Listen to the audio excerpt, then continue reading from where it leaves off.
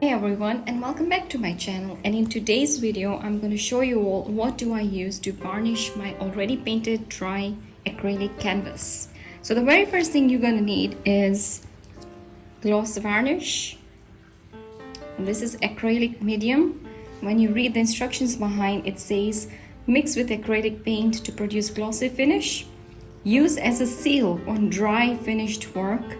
To prevent cracking, apply to dry surface in thin layers until desired thickness is achieved.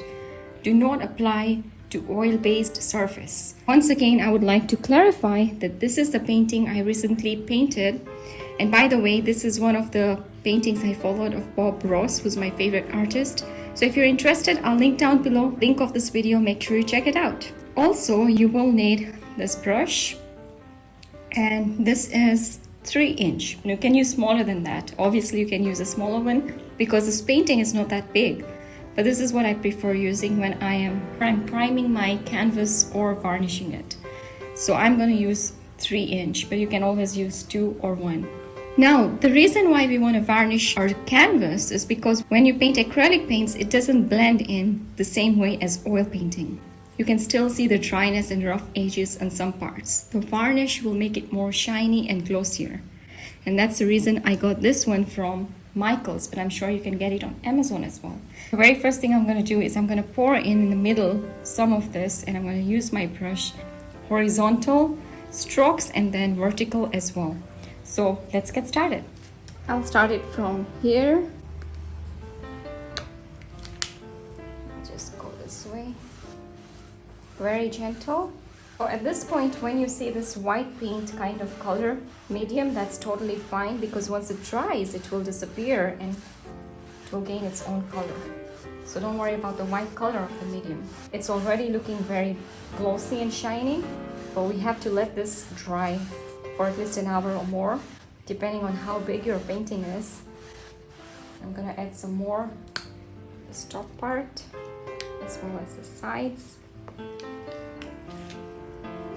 Still very gently and slowly, I'll keep on doing this.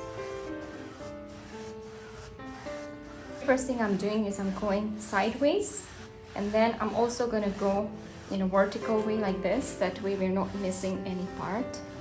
But just make sure you don't apply a lot of pressure, otherwise the color of the painting will get into your bristles, and we don't want to do that.